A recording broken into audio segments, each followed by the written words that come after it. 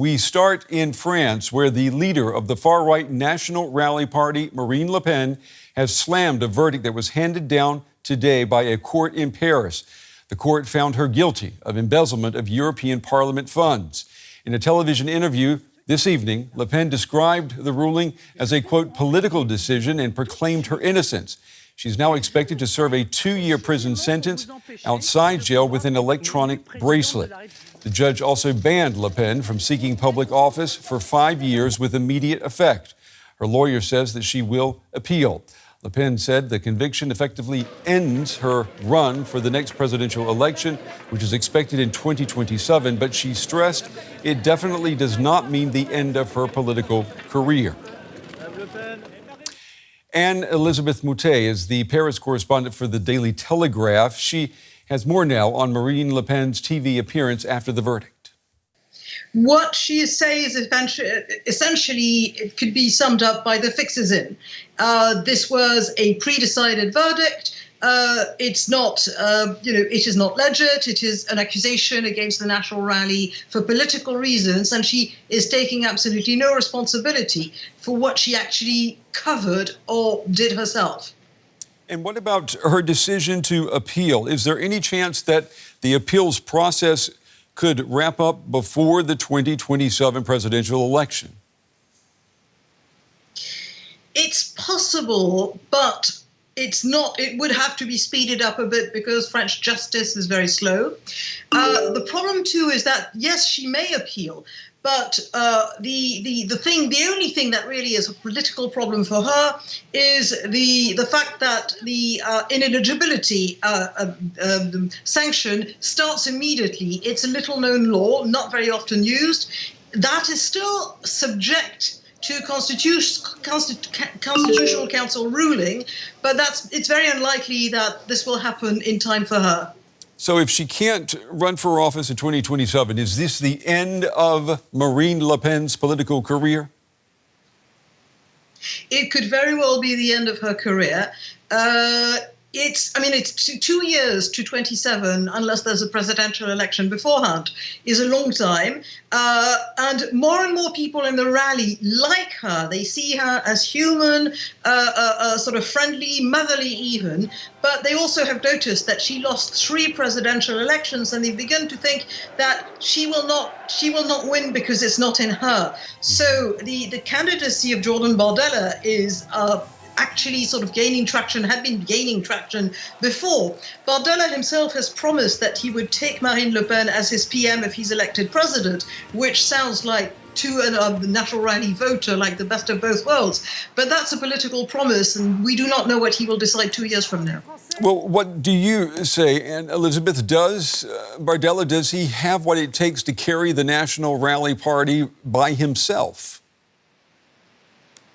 That's the actual question. We do not know. He's very popular. The latest polls show that he is within National Rally voters. He's as popular as Marine Le Pen, and she had decades to build this up. He's still 29. He will be 31 when he runs for president, if he does.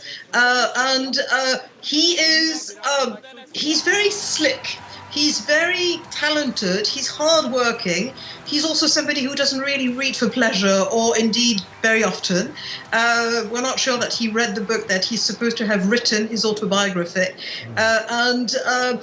It depends whether the appearance of a really good candidate is enough to carry him through, or whether at some stage people will find him hollow. We don't know. That was journalist Anne-Elisabeth Moutet reporting there in Paris. Well, the Paris court ruling has upended French politics, with the next presidential election in 2027 now unlikely to feature Marine Le Pen on the ballot. It has also sent shockwaves through far-right political parties all across Europe. Surrounded by police, Marine Le Pen leaves the court in Paris without speaking to reporters following her conviction. As she headed for Party HQ, a rash of statements supporting her and condemning the verdict as undemocratic soon followed from right-wing figures around Europe.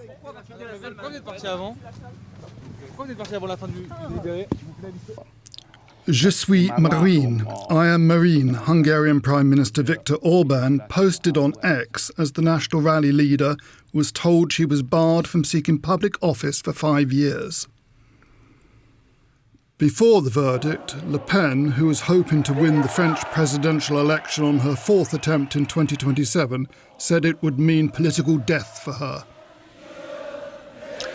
Other old friends and colleagues rallied to her defence. Geert Wilders, head of the Dutch Freedom Party, seen here with her, tweeted, "I'm shocked by the incredible tough verdict against MLP Officiel. I support and believe in her for the full 100%, and I trust she will win the appeal and become President of France." National Rally President Jordan Bardella stated, "Today, it is not just Marine Le Pen who is being unjustly condemned. It is French democracy that is being executed. Hashtag I support Marine." Even Moscow weighed in, with Kremlin spokesman Dmitry Peskov saying, "More and more European capitals are following the path of moving away from democratic norms." Le Pen has vowed to fight on to save her political career. Well, for more, I want to go now to Jacub Ross. He's a research fellow at the German Council on Foreign Relations, and he focuses on France. Mr. Ross, it's good to have you with us. Let me just start with what we're seeing here. Europe's far-right leaders are rallying behind Marine Le Pen. Could this verdict, and the fact that she's being pushed out of politics for 5 years, could that give the far-right a boost across the continent?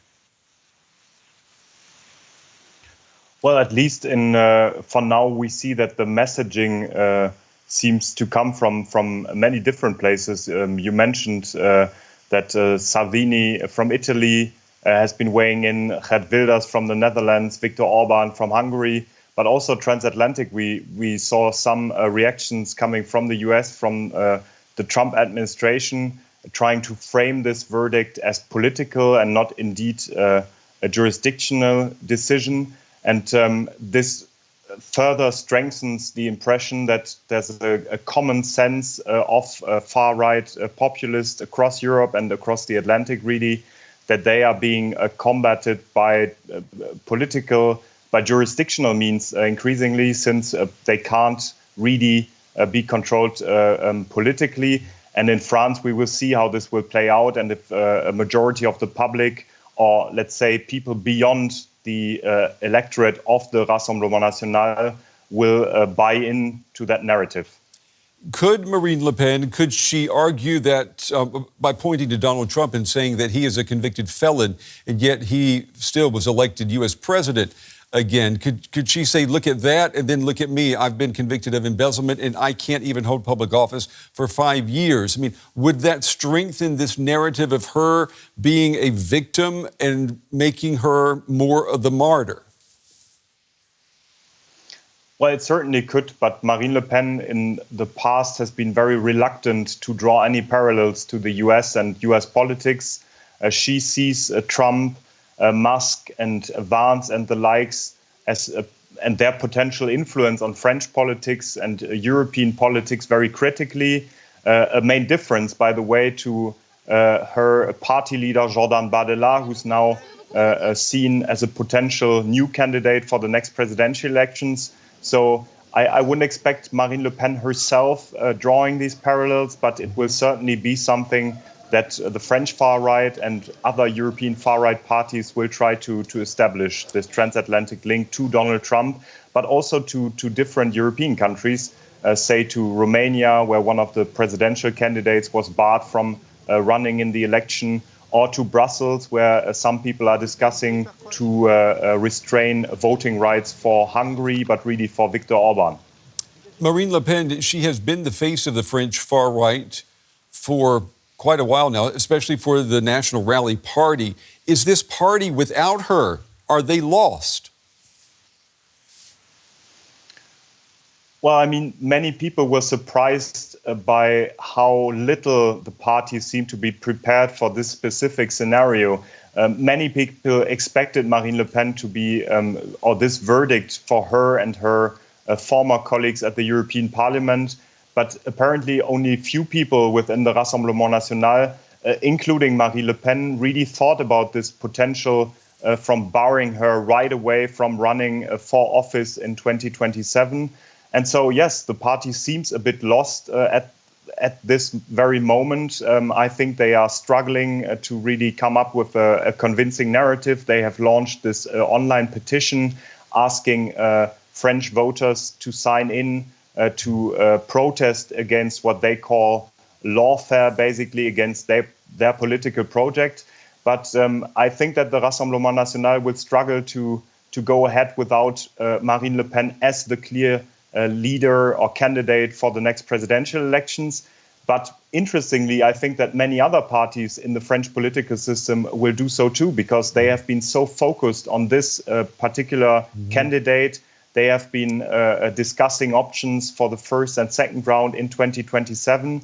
And if this verdict is confirmed and is finalized and Jordan Bardella will run in 2027, it might change really strategies within the Rassemblement National, but also within other parties in France. Jacub Ross with the German Council on Foreign Relations. Mr. Ross, we appreciate your time and your insights tonight. Thank you. Carol Schaefer, a senior fellow at the Atlantic Council International Affairs think tank, joins me from Berlin. Carol, welcome to DW. Will this ruling hurt or help Marine Le Pen? Well, as she said, it indicates that it will be her political death, but it still remains to be seen whether this will actually harm the political party that she's a part of, the Rassemblement National. I think that those are two different issues. It certainly does seem that she will not be able to run in the upcoming election, as these appeal processes typically take many, many months or even years. But Le Pen has the support of many French voters who see her as the anti-establishment choice. Wouldn't this ruling feed into that narrative that she's persecuted by the establishment? Definitely. It's certainly something that the far right will attempt to use within France and outside of it, that this is a witch hunt, that this is persecution. But it's also important to remember that Prime Minister François Fillon and also former President Nicolas Sarkozy were both convicted in 2020 and 2021 on similar charges of embezzlement and corruption. So those were both center-right politicians. And it's important to remember that French judges and the French judicial system is, in fact, independent. So you do not see any basis for her claims that this is a political decision against her? I don't see it, no. However, I do see that the right will attempt to use that to make that argument, for sure. Now, assuming Le Pen does not win her appeal, her party's other major figure, party leader Jordan Bardella, is only 29 years old. Can he take the national rally to victory as she was expected to do? It's certainly possible. He is very young, but he's extremely adept at using social media, social networks, and he has a very young appeal that many people within the party believe is something that the party needs. Marine Le Pen herself has worked very hard to normalize the party, to rebrand the party. And Jordan Bardella has really become the face of the youth wing of the party. We're seeing support from far-right leaders across Europe, even from Elon Musk in the United States. Why is she getting support from far-right in so many countries? What is in it for them? Well, I think that if you can support the far-right in other countries and really pin blame on a global, international, democratic order that's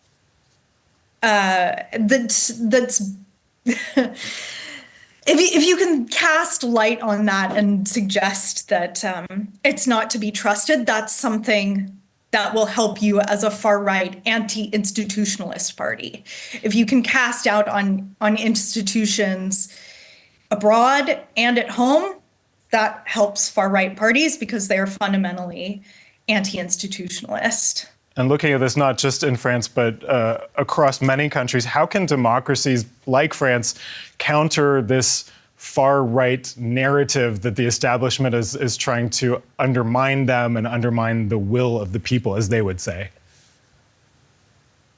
Well, maintain... Do you see a strategy there? It's very hard to envision one right now. I think the world would look very different right now if there was a clear vision on that.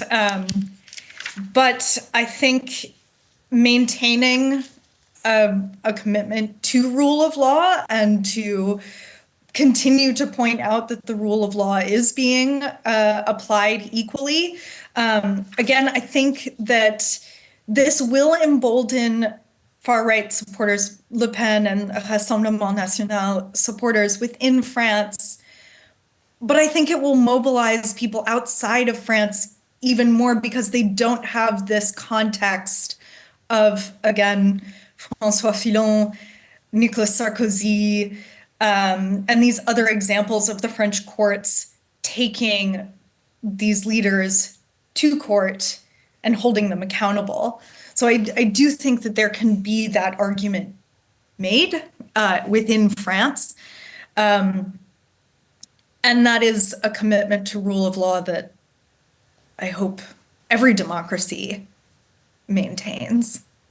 Carol Schaefer from the Atlantic Council think tank, thanks for your time and your insights. Thank you very much.